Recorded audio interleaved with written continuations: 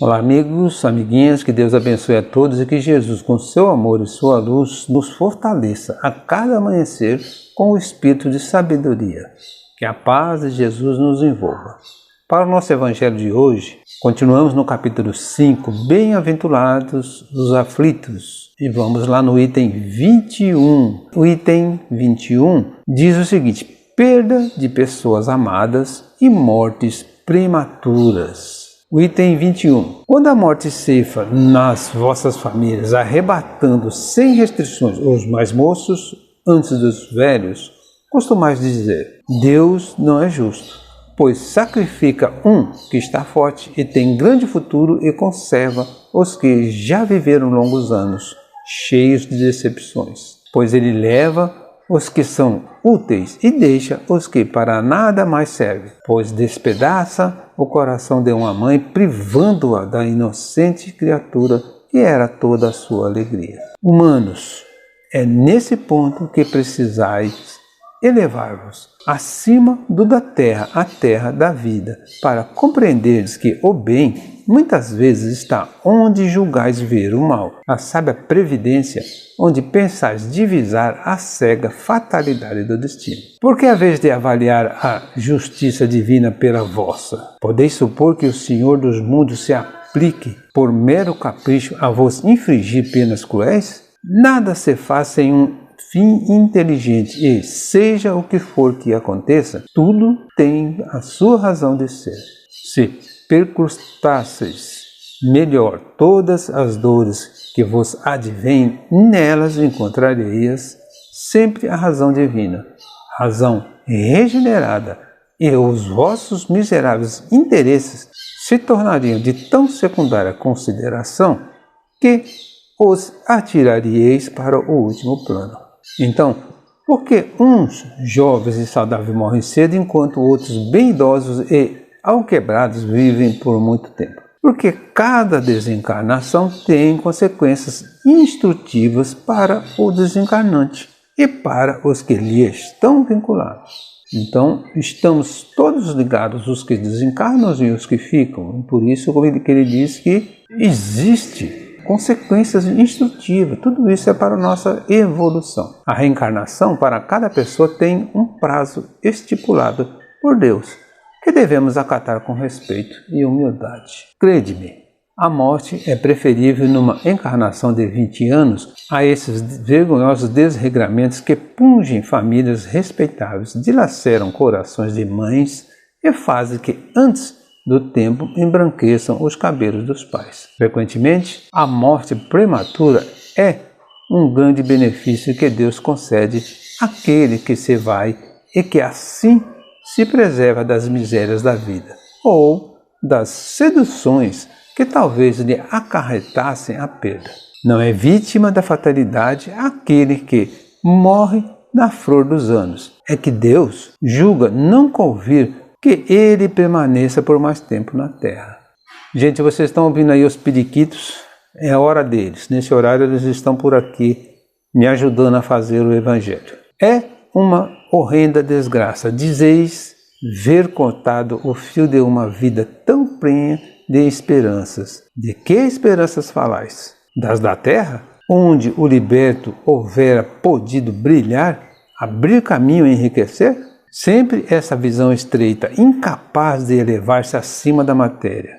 Sabeis qual teria sido a sorte dessa vida, ao vosso parecer tão cheia de esperanças? Quem vos diz que ela não seria saturada de amarguras? Desdenhai então das esperanças da vida futura, ao ponto de lhe preferir as da vida efêmera que arrastais na terra? Supondes, então, que mais vale uma posição elevada entre os homens do que entre os espíritos bem-aventurados? Então, às vezes, a gente reclama de uma morte prematura, né? Mas a gente tem que entender que se desencarnou, chegou a hora. E que provavelmente, se continuasse vivendo, faria alguma coisa de ruim ou passaria por amarguras desnecessárias. Então, Deus sabe o que faz. A quem é concedida a morte prematura? Frequentemente, a morte prematura é um sábio desígnio de Deus que atinge aquele que se vai e que se encontra assim preservado das misérias da vida ou das seduções que talvez lhe acarretassem a perda. A morte prematura não é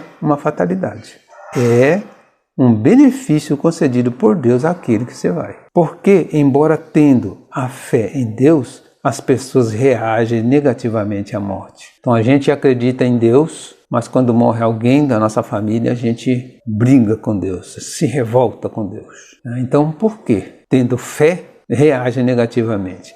Porque a fé em Deus, sem a compreensão de suas leis, faz com que a ideia de morte tenha um caráter assustador. Entendendo a razão divina da reencarnação e da desencarnação, tudo se torna mais fácil. A morte e a reencarnação são duas condições essenciais ao progresso do espírito. Então, há necessidade de morrer, há necessidade de reencarnar. E isso é essencial para que possa progredir o espírito. Em vez de vos queixardes, regozijai-vos quando praz a Deus retirar deste vale de misérias um de seus filhos. Não será egoístico desejardes que ele aí continue para sofrer convosco? Essa dor se concebe naquele que carece de fé e que vê na morte uma separação eterna. Vós, espíritas, porém, sabeis que a alma vive melhor quando desembaraçada do seu invólucro corpóreo. Mães, sabei que vossos filhos bem-amados estão perto de vós. Sim, estão muito perto. Seus corpos fluídicos vos envolvem, seus pensamentos vos protegem. A lembrança que deles desarrazoadas os aflige, porque denotam falta de fé e experimentam uma revolta contra a vontade de Deus.